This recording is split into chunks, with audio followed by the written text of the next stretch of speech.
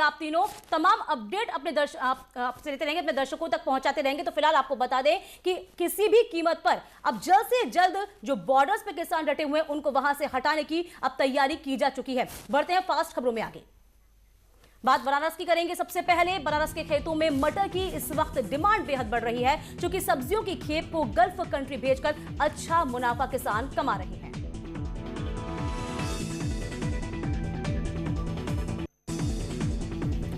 लखनऊ में अजीत सिंह हत्याकांड का शूटर गिरधारी कोर्ट में नहीं पेश हो पाया है। अब 5 फरवरी को प्रोडक्शन वारंट के लिए कोर्ट में पेश किया जाएगा गिरधारी। बहराइच में महिला से कार बेचने के नाम पर ठगों ने 75,000 की ऑनलाइन ठगी का मामला सामने आया है। खैरीघाट के नरोत्तमपुर गांव का पूरा मामला। शामली के सदर कोतवाली क्षेत्र के दुकान में शॉर्ट सर्किट से भीषण आग लगी। पुलिस ने दमकल विभाग की टीम की मदद से आग पर काबू पाया है। नोएडा प्राधिकरण ने सम्राट मिहिर भोज पार्क में ओपन जिम का उद्घाटन किया। प्रयागराज में हंडिया थाना क्षेत्र में 65 वर्षीय बुजुर्ग तांत्रिक की हत्या कर दी गई। विधायक के घर में बगल में ही था तांत्रिक का घर। दिल्ली पुलिस ने बीकेयू के नेता जगतार सिंह बाजवा के खिलाफ नोटिस थमाया। बुलंदशहर में नेशनल शूटर हिमानी सिंह को मिला है रानी लक्ष्मीबाई अवार्ड। सीएम योगी आदित्यनाथ ने किया लखनऊ में नेशनल शूटर को सम्मानित। बहराइच में किसानों के द्वारा हिंसा से नाराज एबीवीपी संगठन के दर्जनों सड़क पर छात्र उतरे हैं। वंदे मातरम का नारा लगाते हुए एनएसए के तहत कार्रवाई की मांग कर रहे हैं। मथुरा यूपी रोडवेज की बस में भीषण आग लगी है। शहर कोतवाली क्षेत्र के रोडवेज ऑफिस का पूरा मामला। शहर कोतवाली क्षेत्र के रोडवेज ऑफिस में आग को बुझाने की कोशिश की गई। इधर यूपी की झांकी को नंबर 1 पुरस्कार मिला। एसीएस सूचना नवनीत सहगल ने पुरस्कार दिया। सूचना निदेशक शिशिर ने सूचना विभाग की पूरी टीम को बधाई दी है। राम मंदिर की थीम पर यह झांकी। 26 जनवरी को राजपथ पर निकली उत्तराखंड की झांकी को मिला तृतीय पुरस्कार। केंद्रीय मंत्री किरण रिजिजू ने प्रदान किया पुरस्कार। झांकी में दिखाई गई थी केदारनाथ घाटी की भव्यता। योगी मंत्रिमंडल का विस्तार जल्द 6 नए चेहरों को मिल सकती है जगह। संगठन भेजे जा सकते हैं कुछ मंत्री। एनसीसी कैडेट्स में परेड में शामिल हुए पीएम मोदी। भविष्य के सैनिकों को दिया मंत्र। परेड की सलामी ली। कैडेट्स को भी सम्मानित किया गया। दिल्ली हिंसा में घायल पुलिस वालों से मिले गृह मंत्री Amit Shah. Civil trauma centre और तीर्थराम अस्पताल में मिलकर जाना हाल। दिल्ली हिंसा में 300 पुलिस वाले घायल हुए। पुलिस सूत्रों के मुताबिक हिंसा की जांच दिल्ली क्राइम ब्रांच और स्पेशल सेल टीम करेगी और जल्द ही दिल्ली पुलिस इस मामले में एसआईटी का गठन करेगी। लाल किले में हुई तोड़फोड़ पर पुरातत्व विभाग ने रिपोर्ट की है, संस्कृत मंत्रालय को सौंप दी है। संस्कृत मंत्रालय ने रिपोर्ट आगे गृह मंत्रालय को अब सौंपेगा। दिल्ली पुलिस की स्पेशल सेल ने सिख फॉर जस्टिस संगठन के खिलाफ यूएपीए के और देशद्रोह की धाराओं में केस दर्ज किया है। दिल्ली हिंसा के मामले में 25 से ज्यादा केस दर्ज हो गए हैं। 19 आरोपी गिरफ्तार, 50 हिरासत में। दीप सिद्धू पर भी एफआईआर दर्ज हो गई है। यूपी ने पुलिस ने किसानों पर लगाया समझौते के उल्लंघन का भी आरोप। लाल किला हिंसा का आरोपी दीप सिद्धू देर रात आया फेसबुक पर लाइव। फेसबुक पर आकर उसने ऊपर लगे आरोपों को गलत बताया। किसान नेता राकेश टिकैत को दिया गया है दिल्ली पुलिस के द्वारा नोटिस। दिल्ली पुलिस के 2 सब इंस्पेक्टर सहित कई पुलिसकर्मी आए थे गाजीपुर बॉर्डर आए दिन नोटिस देने।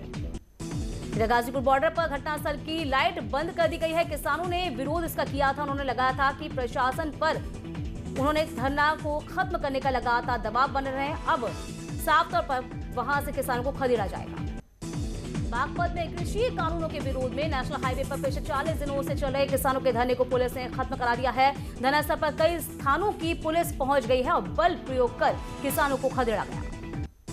सीएम योगी का भ्रष्टाचार के खिलाफ ऐलाने जंग। कहा किसी योजना के लाभ के बदले मांगी जाए घूस तो सीधे मुख्यमंत्री ऑफिस में करे शिकायत। आरोपी पर होगी कड़ी कार्रवाई। वाराणसी में भी वैक्सीनेशन हो रहा है। 5,560 स्वास्थ्य कर्मियों को वैक्सीन लगाई।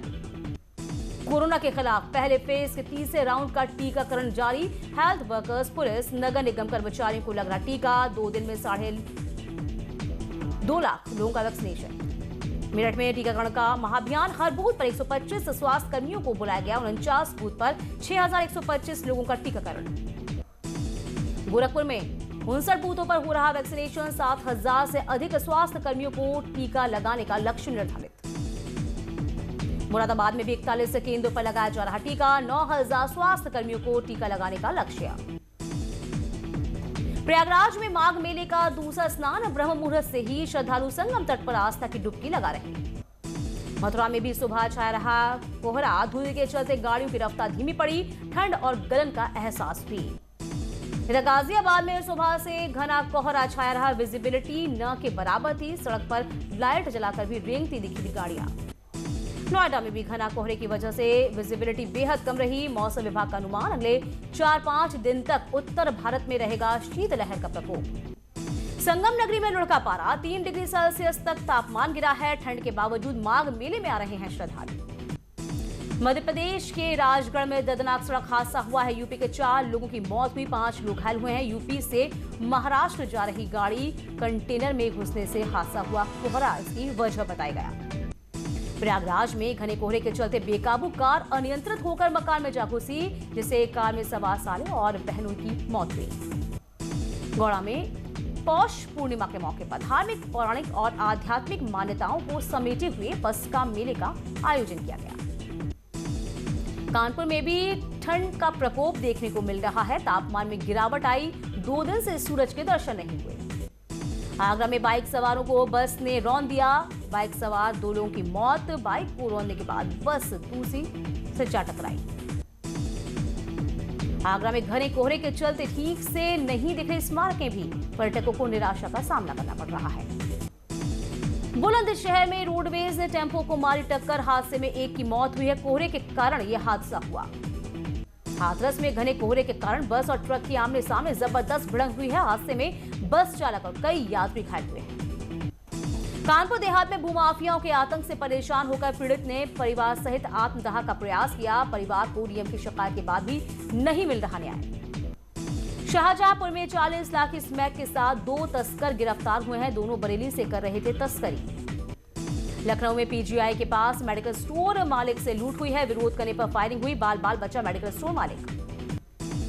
पीलीभीत में हर्ष फायरिंग के कई वीडियो आए सामने। युवक लाइसेंसी बंदूक से फायर कर फेसबुक और व्हाट्सएप पर स्टेटस लगा रहा। जांच में पुलिस जुटी है।